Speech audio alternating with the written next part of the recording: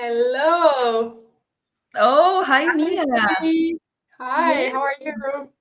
nice to see you. I'm doing great. How about you? Very good as well.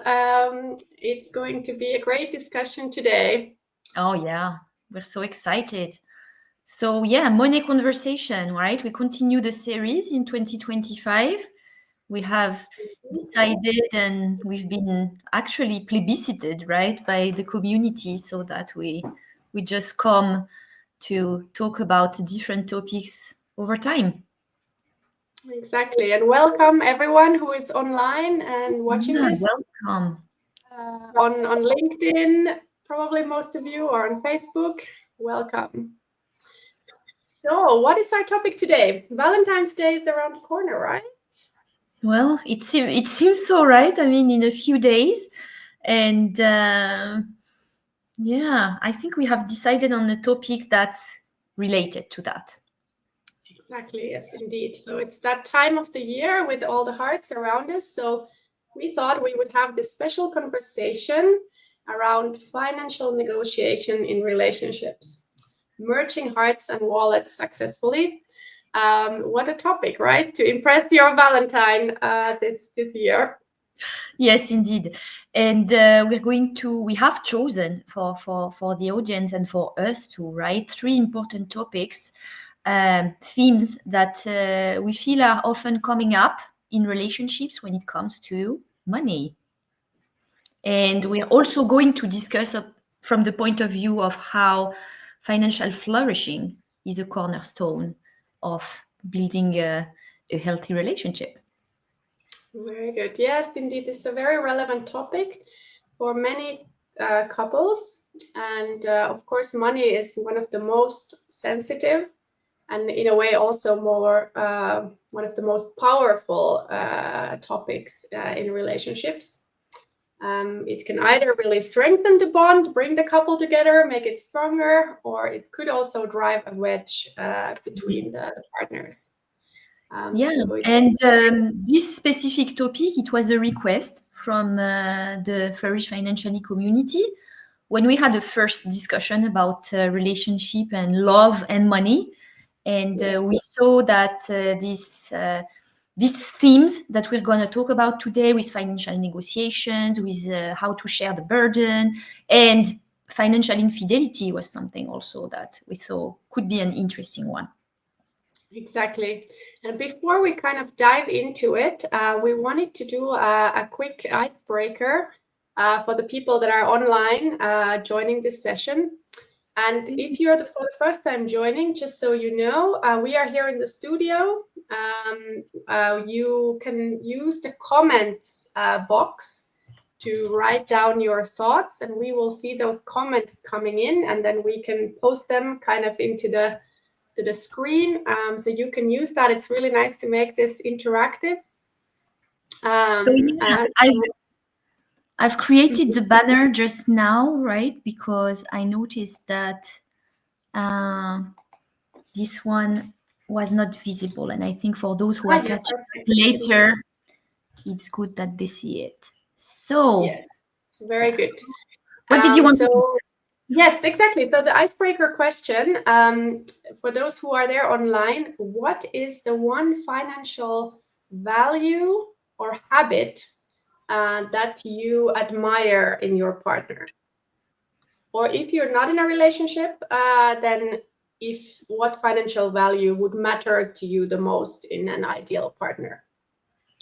So yeah, So it's a live stream, and you can interact with us via the comment function wherever you're watching from. So I believe from Facebook, from LinkedIn, you can comment, and we're only seeing your comments. So yes, we know there might be a bit of a time lag, but we're getting the comments, and then we're gonna like discuss them when we get it. So yeah, indeed, like Minna, what financial value do you maybe admire already in your partner or seem to matter more in your partnership? yeah, that's a great question. Well, there are many things that I could say to this question. But I would mention here, I think, the trust and support that my husband has always provided. So there have been times in our relationship when I was earning a lot, and other times when I haven't been earning that much. For example, during motherhood or during my educational breaks. And I had this feeling I can always know that he's standing by my side and he's ready to support. And the same goes the other way, right? So when he also had some career breaks, then I was happy to cover the costs, and we were both happy to do that, I think. And what about you, Sophie? Yeah, I can see already some of the audience is reacting. So yeah, we've got Anna is saying generosity. Yeah, that's a good one indeed. Wonderful value. And right. And Clément, internationality. Yeah, that's a nice one too. Yeah. Intentionality. Yeah. Well, I mean, that's something to cultivate, right? I mean, I don't think we are all born with intentionality, but I think that's what we're trying to get at. It's great if you have it. Yeah. So yeah, if I look in my own backyard, right? I mean, that question made me think, and I realized again, like the power of this work we do when we look at financial flourishing, because I think these values are almost values that I see in other dimensions of my relationship. So what came to me first is so important is relaxed. So there's this kind of like relaxation about money, but about other things in general. And I think I find this very important and attractive. Second is open-minded. So it's really not like there's a taboo topic that we cannot talk about in money or in other ways. And finally, the kindness. So I think it's important for somebody like I'm a bit wild, I think, like sauvage. And I was a bit of an ostrich too. So if you were trying to pull me out of my hole to talk about it, you had to be very kind. So I think that's something that's been really powerful, at least in our approach to money. Thanks for asking. Kindness. I love that. That's a really nice open-mindedness, kindness. I think those are all like values that, yeah, I mean, they are so important, right? Right. Good. And so anybody else wants to share the values, don't hesitate. We can compile them a bit later as well. But let's get started on the topics then. Yes, we said we have 3 of them. So topic 1, we start quite strong, Minna, I've got to say. Financial infidelity. So it sounds very juicy. Tell me, what does it actually mean? I had to look up also myself. Yes. I know. Financial infidelity, it's maybe a bit of a strong word in a way, but it is basically what happens, right, when one partner does not share openly how they spend money or their financial situation. This could be, for example, lying about their own financial situation, or concealing bad financial habits or spending too much money on something. And this is a quite problematic dynamic, obviously, and yeah, it is even like actually quite common for couples. As a matter of fact, I looked it up, and indeed, it's surprisingly common. I found out some research. I mean, it's an American research from 20 years ago. But it's saying that 40% of adults admit to having lied to their spouse about the cost of a purchase, or believe it's acceptable to withhold financial information. So, yeah, actually, financial deception isn't limited to spending when you look at how it's defined, right? It can involve saving, borrowing, investing, gambling, gifting, hiding income. I'm laughing because it makes me think of some things that I've seen. But yeah. It is definitely something that happens, right? In a way, like, of course, in a lighter version of it could be kind of white lies. I don't know. You buy a new bike and you say kind of, yeah, but I was actually really, really cheap. I got a 50% discount. It wasn't so bad, something like that, like trying to explain. So sometimes it's not as bad as really trying to hide income or hiding assets that you have, right? But there are many different versions. And still, I believe that when this happens, I don't know to what degree with the softer version, as you say, there's still some kind of like gray line there. Like, I mean, you're like you're touching at the trust. I mean, I think it can deeply affect trust, intimacy. I mean, I read that it can shake the foundations of the couple's bond. So to some extent, it can really lead to the breakup. Yes, absolutely. And maybe we would like to also ask from the audience, right? What kind of thoughts does this wake up for you? Have you maybe, I don't know if you've ever experienced this, or maybe you were even in the end of being the one who's engaging it, right? Or what kind of feelings, emotions does this kind of wake up to you? What about you, Sophie? Do you have any examples? Yeah. For the audience to comment. Yeah, that's such an interesting question. So, yeah, I mean, I think for me, with regard to my current relationship, at the start of this relationship, I think I felt pressure to some extent to present myself as a wise spender. And I guess part of it was linked to, I think there is this societal narrative that women are, careless spenders, and they need to watch out, and credit card debts and etc. I'm not saying this doesn't happen, but I guess maybe there was my own desire to be presented as wise in that landscape. And at the same time, what I see now also is that with my father growing up, he really had strong beliefs about what is smart spending, or what you should spend money on. And when I was responsible for purchasing something, he would always ask how much it cost. And no matter what the price was, the answer would always be from him that it was so expensive. It was really expensive. And I guess that for me, maybe entering into a relationship with a man, I was trying to soften that point of, okay, I've been spending, but it's not too expensive. It wasn't so much. It wasn't so bad. Yeah. It's like, who am I answering to, right? But it's so interesting when you look psychologically. So now, anyway, after all the work that I've done on this, and all the beautiful work we're doing right now, I really recognize that this is a pattern, that it's coming from there. That's okay. And I've decided it's more important for me to be honest, first with myself, and of course with the person that I'm with. So I'm just saying, dealing with my own mind when I do that. Well done, and good also to really recognize this pattern, right? That comes from the past, maybe, and then exactly.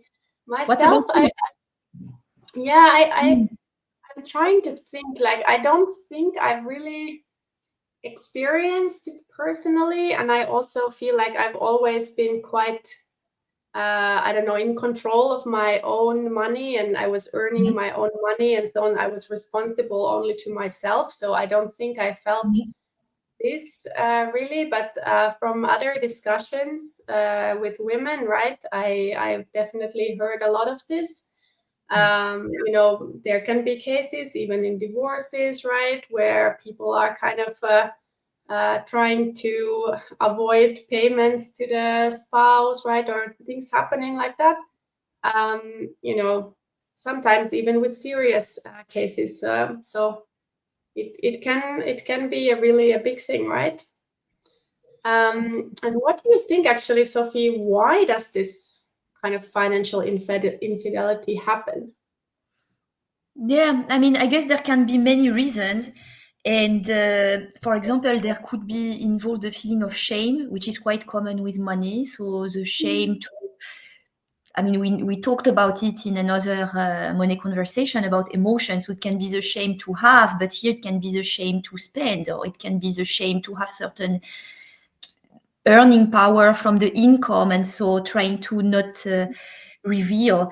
And so it might be with the intention to paint a rosier picture, or also to paint a different picture to who we are, and sometimes can be to impress the partner, for example, or sometimes we don't even realize that we don't necessarily accept our own how can I say, parts of shadow, which are in all of us. Yeah, I think that's what can. Yeah, absolutely.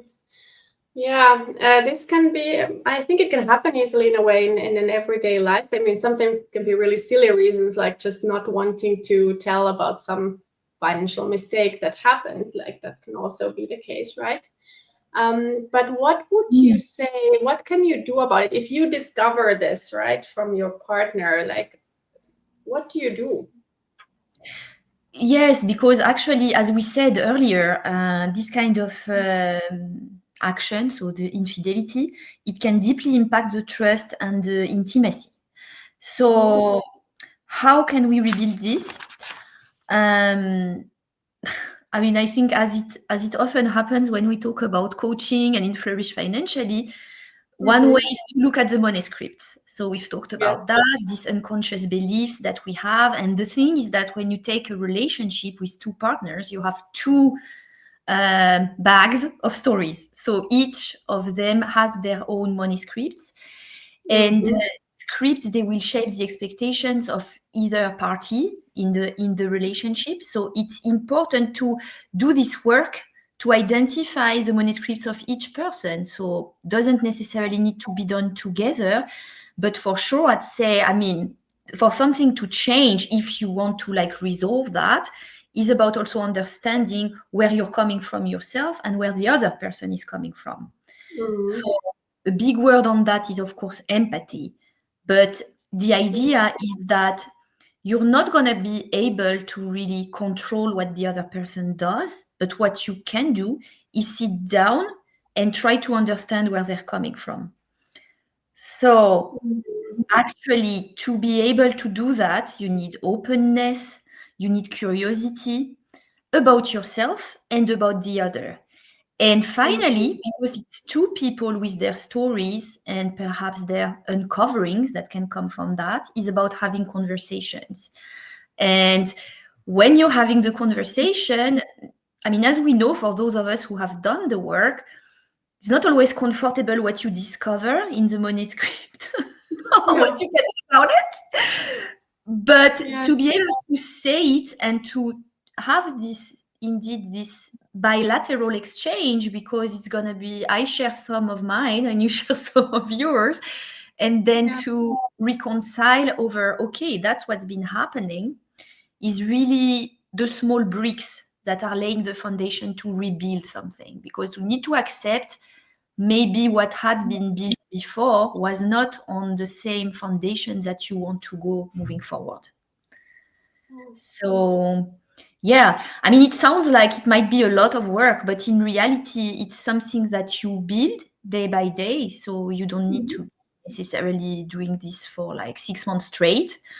But I guess it's important, and over the long term, and that's what we do when we try to work on financial flourishing, is this idea that you do it also as a couple in the relationship, you're going to end up with a stronger relationship. And again, there are figures showing that. So I found this other research article where they were explaining how actually the couples that have a shared sense of financial satisfaction, so to us, I would say it's flourish financially, they are less to divorce. So ultimately, be playing a role. That I can really believe 100%. This is so strong foundation actually in a way for a relationship in this area where you typically do have conflicts or misalignment, right? If you do have a strong foundation there, it's probably reflects that you have a good balance and good strong bond in other areas as well, right? So I can really believe that. But that's a very bridge building approach, right? And it's important to reflect on this. what exactly has happened. I mean, in an ideal case, through empathy, through compassion, through building that foundation, you can reestablish the trust and find a way forward. But in some cases, of course, it may be just that the trust has been so profoundly breached that it's then not possible to build back. So yeah, it can also happen, right? So Sure. we need to also recognize that, right? This depends a lot on what has actually happened, and for example, has it repeated itself? Is this something that both persons are ready to commit to working on, right? Yeah. No, totally. And I think that's also the power of, again, using positive psychology. And you can rewrite the story of looking at your past, because even your past relationships, imagine you've had this situation where you perhaps decided to break up in these circumstances. What is there to learn, right? How can you forgive yourself but still be richer of these experiences? I think that's beautiful work to do, actually. Absolutely. Fully agree. Okay, so if anyone wants to react from the audience, we're always pleased to interact with you as well. We're trying to react on the questions that we prompt you with, so you get a bit of to know each other, to know us as well. But we're here for you. So let's move on to the next topic, which we called sharing the financial burden fairly. Minna, so what is this about? Yeah, this is a great topic. It's actually relevant, I think, for every single couple, right? And it is the question of how do you actually split the financial burden, so your expenses in a couple, right? So how do you do that, right? And there are, of course, many models that couples use. Maybe as a starting point, shall we just kind of quickly go through the different main options that we are aware of, and then we can start discussing? Sure. So the main models that we've seen, they include 4 options, and we're gonna actually have the audience also react. Yes. So we're gonna describe them, don't worry. Yes. And if you wanna tell us which ones have you been using perhaps, and what you thought of these, if you think they are whatever, use the words that are coming to your mind. What has been your experience? So the first one is 50-50 split. So it's all the joint costs are split in half, and each person pays their half, and it's not linked to their income.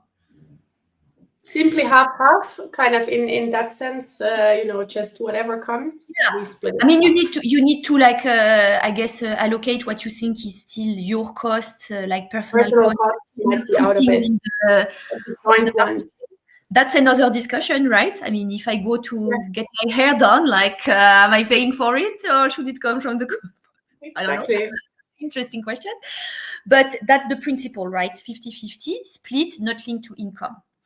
Then the second one is proportional to income. It's a very common one, I think, this one. So all the joint costs are split, but it's repartited on the pro rata of the earnings of each of the income. So if one person is earning more, they should be basically having a larger share of the common costs to cover. The third model is that one partner is paying all expenses. I like that it's what you called like the classic one breadwinner model. I guess yes, that's probably true. It's a little bit into the earlier one, right? Because if one person is not earning, then their pro rata should be 0 probably. But it's to be seen also. If you're looking just at month by month income, or perhaps overall, I don't know, asset picture, and then there are other revenues that are coming from other things. So that would be an interesting one too. But in that model, one partner pays all expenses, and it means that yes, they pay for almost everything, right? Perhaps. And then the last one is no tracking. Yes, I don't know how to call it. It's like free flow. It's informal contributions. I can imagine it's maybe the beginning of the, at least for me, it would be maybe the beginning, even the dating or something. So yeah, there it's where the couple, but also as you said, the couple trust each other, or maybe they don't care, so they don't count for. Simply whatever comes and who is first or who happens to receive the invoice pays it, and they are not really tracking like who pays what. So it might be that over time, as it happens, the other person might be actually contributing more, but they don't know it if that's happening or not, because they're not really tracking it in any ways, right? So it could be that they're just simply trusting everything is common anyway, so it doesn't matter from which bank account this goes, or it's like don't care, whatever, like, you know, if there's a big bill, then they maybe think, okay, this one we need to check, but like, you know, smaller ones just go somehow. Yeah, thank you for sharing those. I'd love to hear if there's anyone in the audience who is willing to share some thoughts, if one of those has resonated with you and why, or if you had, if you have any questions about them, or any experiences that you'd like to share. But what do you think, Sophie? Kind of, what are the pitfalls here? Is there a one correct answer? Is one of them better than the others? Yeah, that would be like, so. Oh yeah, we have Anna. Easy, right? Answer. Thank you, Anna. Yeah, a mix of 50-50 and proportional. Yeah, I think that also resonates with my experience. I mean, as usual, there is no real correct answer. I mean, you can have pros and cons of each models, and of course, different implications. We're going to talk a little bit about that, Minna, it's true. But what truly matters is the story again, but it is what people feel in the partnership is actually fair and sustainable. So, and it needs to be for both partners. So that's why you need to negotiate. It's not just one says this is how it is, that's fair, and the other one is like, okay. I mean, that's not exactly what we're talking about here. So, because beyond the numbers, there's really a deeper psychological layer to this. It's really important. It's not just about money, as we always say in this money conversation. It's not just about money. It's really to ensure that both partners actually are equal participants in the relationship, and in that specific area of life, it's the financial life. So that they feel that they are part of the result and of the process of getting to where you're going as a couple. So it's like there would be a shared new entity, that's the couple, that's separate from each person individually. And it's important to try to have that step back approach, each person in the couple, but you can start by yourself, always easier, and think, okay, so there, it's not just me, it's about the couple. Like if it's maybe a child of the relationship, right? How do I take care of my relationship financially? Is not necessarily the same answer how to take care of me just personally. And to try to do that. So anyway, it's really important, because if you're managing to do that, you realize it's like parenting, right? But it's like in the sense of the partnership here. Each partner is 100% responsible for the 50% of making the relationship work. Okay? Interesting way to say it, yeah. Tell me more. It means in any conflict or success, let's say, both partners can recognize that they have equally contributed to the dynamic that exists between them. Okay, so each person, it's not like it's just because of you, it's because you do that, it's because you are behaving like that, it's because you have that belief, it's because this, that about you. And it's not either, okay, I know it's completely my fault. No, it's about, okay, we have 50% responsibility in the whole atmosphere around that. And then it means also taking responsibility actively to find solution and to be constructive. So the atmosphere that will enable the solution. And that would also imply to share the rewards. And this is something that's really important, because it means, if we're going to see later, like if a partner decides to step maybe down career-wise, at least according to them, so that they contribute in value to the marriage, they also have the right to share the rewards of maybe the other one benefiting from that support, which is value for their career to expand, right? So it sounds like it's the way. And the last point, what you're saying, sorry to interrupt, I was just going to add to that, what you're saying is 50% responsibility is not just the numbers, it's not just the money amount, but it's much broader. There's the money in there, income, expenses, right? But there's so many more ways that we contribute in a way to our relationship and are responsible, not just bringing in the cash, right? But in so many other ways, right? So that totally, and it puts the partners at in equal positions, but not necessarily through the X amount of euros or dollars. No, definitely. It's really about the workings, the mechanics of the relationship. And that's why when you start to look at the money, you're exploring other dimensions of your relationship, obviously. That's the thing too. So, but the last point I wanted to say, which is really important, is that neither partner is making unilateral financial decisions that is impacting the relationship. Yes. Right? So it needs to be based on mutual agreement.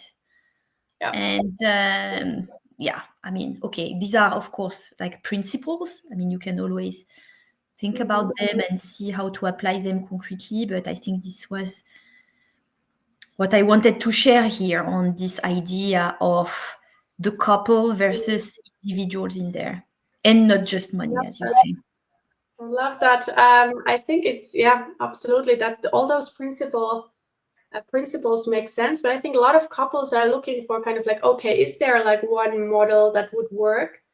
And I think a lot of couples probably end up kind of, as we saw from the comments as well, it's somewhere between that proportional to income, which that feels right to many, especially if the income levels are very different, right? It's kind of feels fair that the one who earns more is paying their share. On the other hand, the 50-50 can be also really good, especially in maybe a younger or earlier relationship where you're not yet necessarily that jointly committed, and it's like, okay, we, I don't know, split the rent 50-50, and that's if we live together. So I just wonder like about the conflict points here. So what if then, you are doing the proportional way and one of the partners is earning significantly more and they're getting frustrated by this, that they're always shouldering a larger part of the costs for even longer periods of time. Like, I'm always the one bringing in the money, right? Or it could be almost a feeling of, it's not my fault that I'm earning more. Why am I being like punished in a way for that? And I need to pay more, right? What do you think? Is this something that happens? Do couples fight about this? It's possible. I mean, I guess that what is really at play here is when one or both partners feel there is resentment, that there is the resentment for one or the other partner, and they feel that things are unfair. And I guess there's a lot to unpack in the example that you were saying, because you would need to understand why the person is feeling already resentful, that in a way, I mean, what is their feelings about their level of earnings, and also the fact that they have to basically pay for some costs. It's really, it sounds counterintuitive, because here we're really talking about the numbers when we say what are these arrangements. So we're talking about the numbers, but it's actually not about the numbers. It's really how each person feels in the partnership with regard to whether it's fair. And so this is only a conversation that can happen between these two people. Obviously, you can have some external guidance. I mean, if there is a counselor or maybe some financial planners are able to understand that, I'm sure they see things in the consultations. But the reality is that it will always be down to the person understanding what is their belief and why they're feeling the way they feel. What is the thought creating that? How do they want to show up as their better self? Sorry for the jargon. Mhm. In No. the relationship and for the relationship. Yeah. So, yeah, I mean, when you do that, it creates this feeling that the couple is working as a team. Yeah. Because you're sharing the same approach, you've decided together, you've reached an agreement, and that's really what is actually strengthening the relationship immediately. And so conflict, I would say, is natural. We know that. Yeah, it It's happens. even in the best of the partnerships. But how you resolve them and how you go about it in the future, having the sane, healthy foundation, and sane too, is important. Yeah, absolutely. And I mean, I think in a way there is no like perfect solution to be in any case. There's no 100% equality. It just doesn't exist, right? It's more about this feeling of trust and the feeling that both are contributing in their own way, in a way that feels fair to both. And I think there is a time element there as well, right? So when you're in the early part of the relationship versus when you are, you know, very much committed in a long-term relationship, that trust also grows over time, and you feel together what works for you. So that's also a part of it, right? It's not that you in the very first year you're immediately jumping into the full sharing necessarily, right? No, But totally.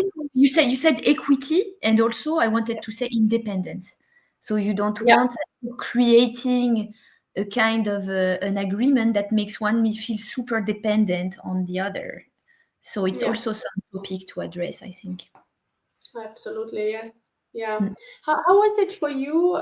Did you and your husband have like a major discussion about this when you, for example, first moved in together, or when you made it kind of more serious? Well, yeah, I mean, it's like interesting, but I mean, I say hell yeah, but actually hell no. Actually, no, I think that in the earlier stages, I don't remember any big conversation. But it's also true that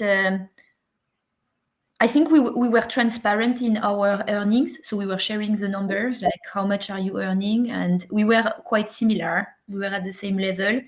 So I think it came naturally that basically the prorated was the same as the 50-50. And so it didn't really have to discuss much like what model. But then in later stages, and as we know also with Flourish Financially and the women we support there, like the transitions, the life transitions, they create different situations that are not necessarily anticipated at first. And then we have had more and more conversations, and more recently, I would say much more intimacy also on that topic of finances, more openness. And so I think it's been a work. It's been really a work in progress. And right now, I wouldn't want it another way, but I can reckon it takes time. It takes time. It's not. Absolutely. But that sounds really good. Yeah. What about you, Minna?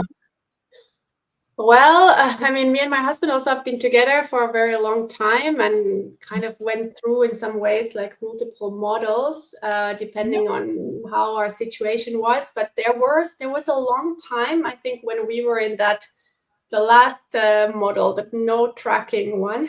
So we were both in our corporate careers. We both had like good salaries we were earning. So we didn't care so much. We were not tracking it. And, you know, it was quite careless in a way, right? Or thoughtless. So we were not actually really fully in control of our finances. We didn't have to worry about it because it was going okay. But basically, you know, we didn't really have the full transparency, right? So who knows which one of us has paid more or less? I still don't know because we haven't tracked those years, right? Now we are obviously like much more aware of this and actually track it carefully. Not necessarily to split it fairly, like from cent to cent, because we're quite committed and doing things together, but it's just more about that awareness and making sure that we can then maximize our investments and spend on the things that we love as we want to. And that doesn't feel controlling to me, but it feels actually powerful. So I love that. Yeah.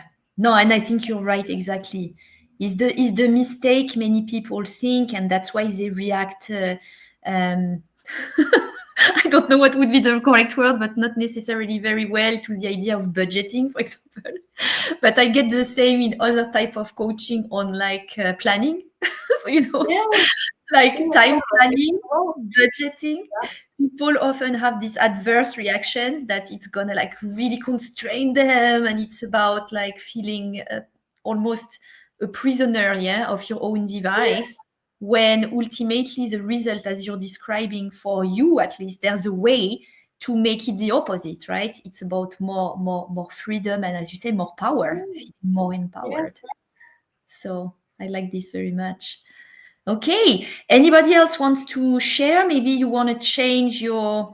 I think Arendt was also saying, we had showed that comment earlier, 50-50, but also depends. Yeah, very good. Okay, interesting. Yes, I think that's quite common. And of course, you take a look at the specific situation. Absolutely, I can relate to that. But I think you're right that, I mean, the no tracking, maybe it has more weight than we think.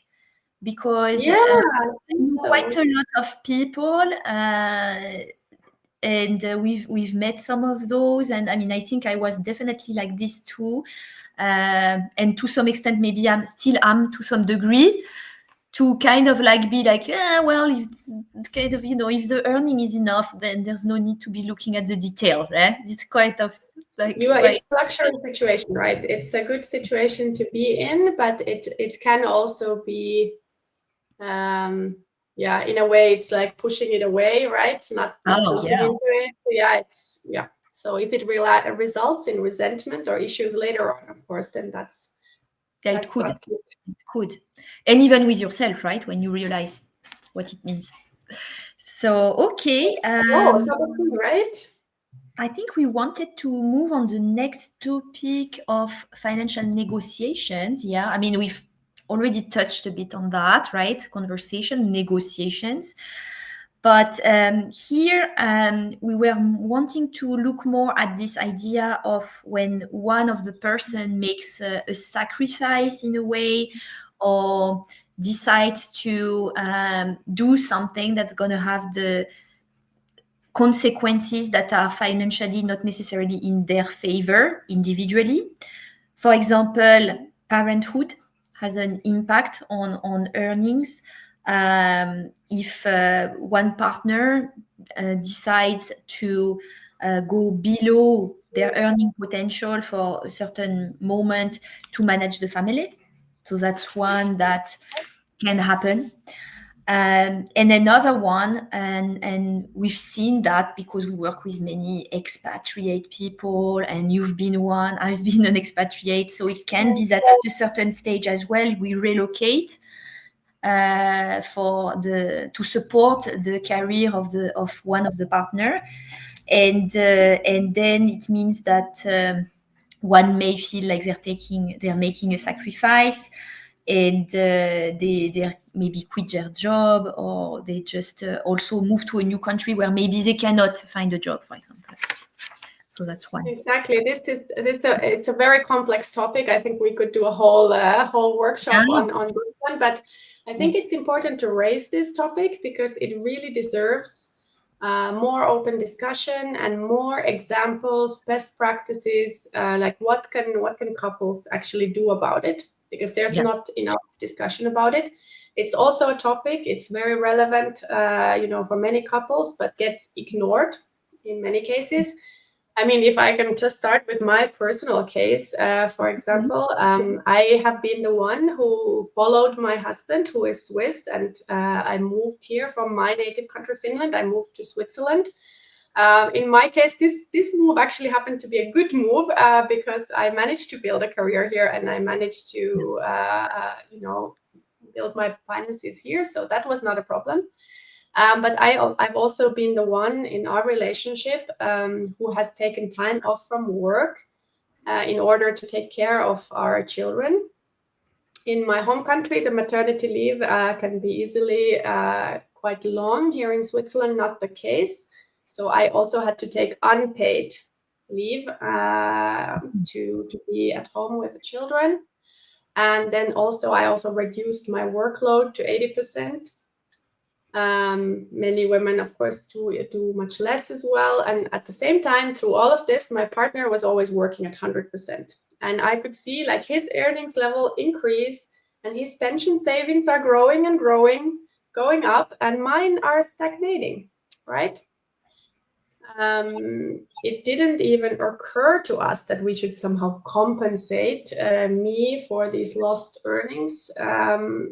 But of course, like my husband was covering more of the expenses when I didn't have so much income. But for example, my pension savings, right, they've taken a hit. And also the fact of moving from one country to another, there's no way that I can catch up those kind of missed contribution years in Switzerland for my pension. So my pension will never be like at that level than someone in Switzerland who worked their whole career here. Yeah. Right. It's some of the gap, right, that happens with for women very often, but also sometimes can be for the other partner. Of course, for men as well. Totally, it's not only women. No. Maybe more on average, right? But yeah, definitely can be men as well. So I guess I can relate to this idea of how about you, the career in a way going through a possible phase of stagnation towards midlife, and for women often this corresponds to the moment when you have kids, and very often they're the one also to take more parental leave, so in that case maternity leave, for example. So yeah, I mean, I didn't really decide or make the decision to work less in terms of hours. So as soon as I could get back from my maternity leave, I was going back to work with each of my children. But it's true that I paid a price in the sense that I think I was not recognizing the cost it was having on my own health to be trying to juggle all these balls together. I guess I mean, that's definitely like some of the work that I had to do then, but I became really exhausted. I even had a burnout. And I think I was trying to catch up with the idea of being a modern woman who wants it all and who can for sure continue to have her career intact. So to kind of like cancel the narrative a little bit. But in reality, when I decided that I changed my career, that's when I really had to face the facts for what they were. And I agree with you that it's interesting because in your story, you're saying that this was a good choice. It was a good choice to follow my husband. And I think that says a lot, because that will be the encompassing actual thought that you have with you. And that's probably why it was not necessary to have that compensation like in writing or something like that. But there may be other situations where a person really feels that it's unfair, and then it may be an idea to do that. But to be honest, in our case, so I'm talking about my situation and that of my husband, we're still figuring it out. I think it's very dynamic, right? And it's so important to have the principles in place, to know and feel that you have this safety net, that you can talk openly, you can have fair discussion, you can have transparent discussion, and there's no absolute right answer. So you can decide whatever you want for you, but at least feeling heard and seen. Yes, absolutely. I mean, there's so many issues involved here. I mean, of course, all these societal models and expectations, and also like how we actually support, for example, parents and families and so forth. But I think the question that we kind of here in the money conversation want to drill down on is this, like, if this kind of case happens, that one partner does take step back in some way, should you find a way to kind of compensate financially this partner, whether it's a parenthood leave or following the spouse's career to another country? And if so, like, should you somehow formalize it, even like make a contract? Yeah. And that's a really interesting question. Again, probably no absolute answer, and especially not in time, because maybe you want to do one way at the beginning, maybe in the middle something, and maybe later you change your mind. But I have not heard of so many couples really thinking openly about it and deciding to formalize it.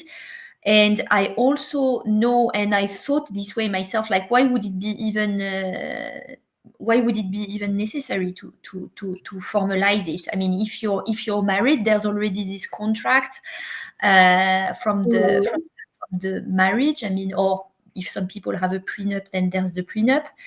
But so to some extent, shouldn't all the wealth be split and assumed to be jointly owned? So then they should, if in case there's a divorce, then it will be 50-50. Yeah, that is indeed like true in most cases, right? So, the one case, like my personal example that I was discussing, so I said my husband's pension savings were going up and mine were not. Yes. If we are going to have a divorce, those assets will be split. So I will get half of my husband's and he will get half of mine. So there is some protection and compensation there. But what happens if you just continue to be married, actually? A situation may basically follow where most of the assets are concentrated in one partner's name, and even if it's like in the case of divorce would be split, but if we're still together, right, it's kind of his money and not my money, and maybe I don't have as much decision power over it, right? That could happen. What do you think, Sophie? Is this how do you see this? Yeah, I think it's again so interesting, the power of the psyche in that. So it's really key, I feel, in that specific case, to try to unpack this by having conversations. I mean, obviously, we are not there to say people should be doing things in a certain way, or people should be sitting down at certain frequency and have, for example, money dates, which I think is fantastic, but it's not necessarily for everybody.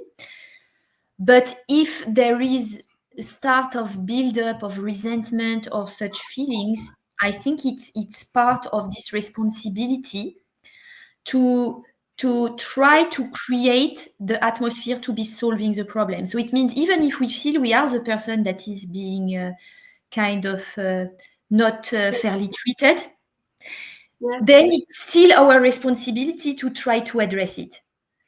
And not just in a way, I'm not saying play the victim, but it can be a bit of that. It can be a bit of like saying, well, it's unfair and it's unfair.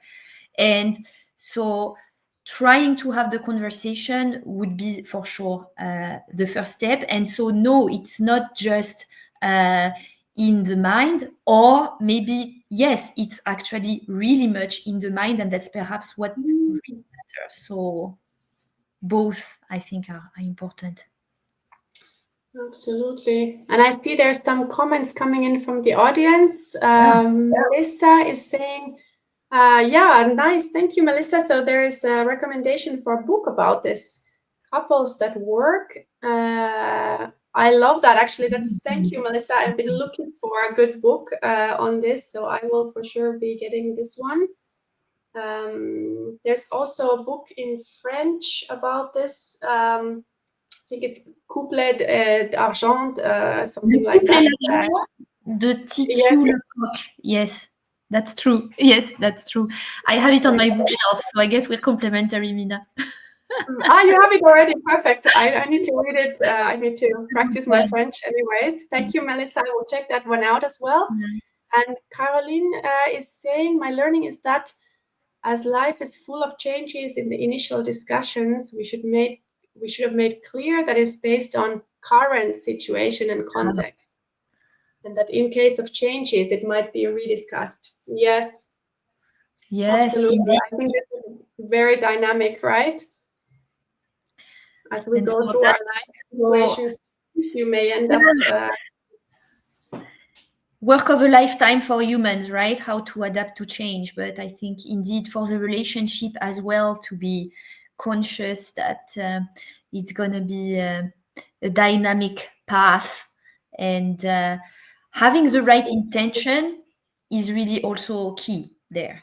So to have the intention to try to make it work, to be open to revisiting the arrangements, I think that's really what it could be about. And then I wanted to raise, I know we're soon coming to the top of the hour, but there's one point that I wanted to raise, which is, should you formalize this with a written contract, right? So there are some couples who actually do take it as a point to kind of really openly negotiate about this in a contract.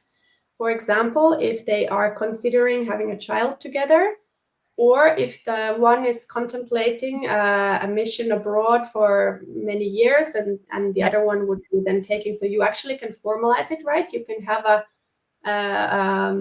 contract where you agree black on white, right? A compensation for the spouse that is the one who's taking the financial hit.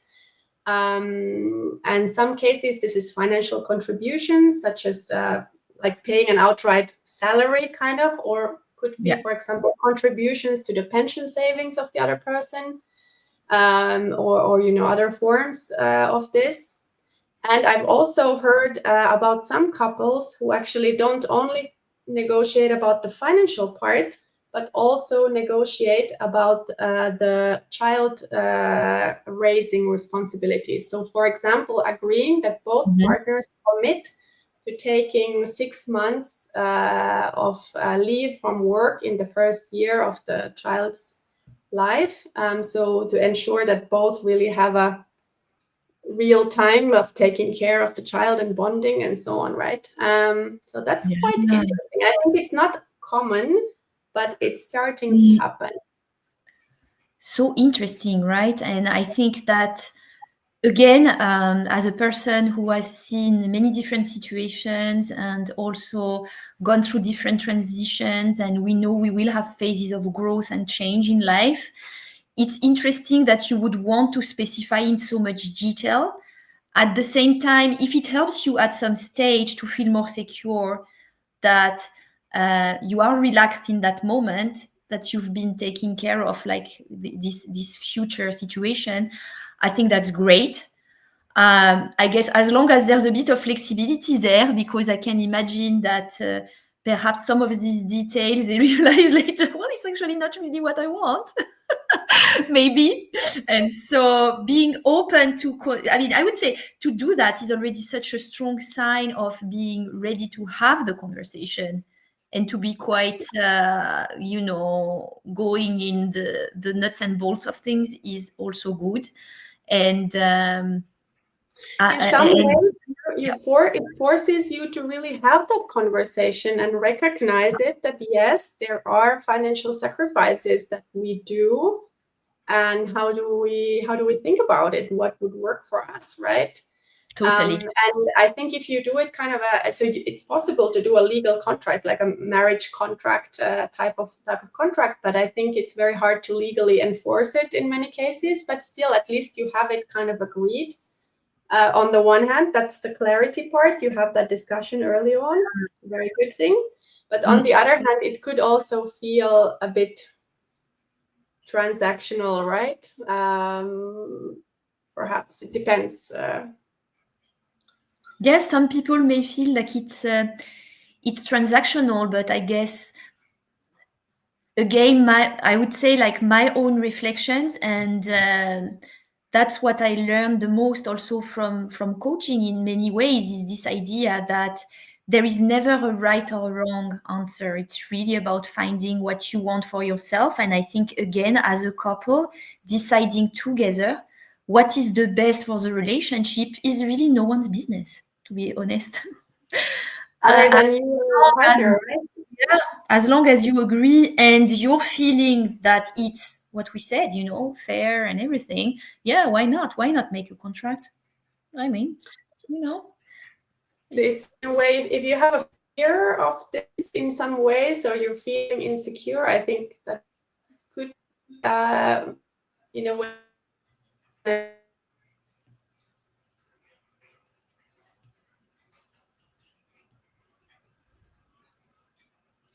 oh, I'm sorry. Oh, I think something happened with the connection of apologies. Now we're back again. We're getting a sign. Yes. So we wanted to share a freebie, right? Still before the end, which is about money dates. So we had prepared this a few months ago, but we think it's still definitely topical and will be for the future. There's a link that's passing by below if somebody wants to write it too. So either the QR code or this. It's a short guide. I think the intention there is really to realize that talking about it really is the first step. And again, we're trying to make it, we're giving a few tips in that guide, like how to have the conversation, what you could be talking about, and of course, how to make it like positive and light and fun as much as possible. So it doesn't feel like it's a chore. Yeah. Excellent. I really recommend the money dates, and I think the guide can be a nice way. You can download it and have some ideas of the questions that you can go through with your partner. So it's a nice resource. And now, as we're coming to the end, we just wanted to ask if anyone would like to add any ideas or feedback on this session, right? Any insights that you're taking with you, or what you would like to explore. We always like to hear if you have anything on your mind. I think this is such an important topic, right? And also a bit difficult sometimes, right? So it can take time to work through this with your partner, especially if your starting points are kind of far from each other, let's say. Yeah.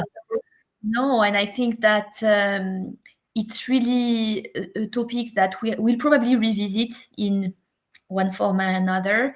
We also have part of the journey in Flourish Financially program that's about how to have like certain conversations with your partner, how to negotiate, how to create the bond around financial flourishing. So all of this was kind of also encapsulated in today's event, but we go a bit deeper with activities and etc. in the program. So if anyone is interested, always drop us a line, and we have a great already first group of women going through the experience right now.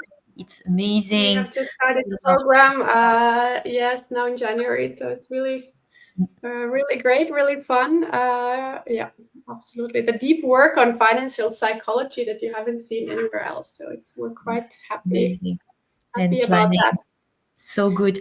Okay, so I mean, it was really a pleasure to be here again today to share all these thoughts. We're also learning from the community, so that's amazing.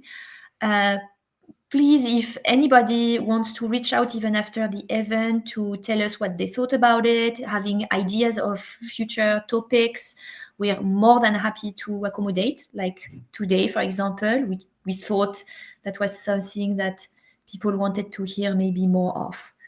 And on these good words, Minna, thank you. Thank you. Thank you, everyone, for being here and joining us. And thank you, Sophie, as well. We will continue in the next Money Conversation in a few weeks' time. Okay. Let us know if you have a favorite topic that you want us to tackle. We're very open for that. All right. Bye-bye, everyone. See you soon in our next Money Conversation. Take care. Bye. Bye. Bye.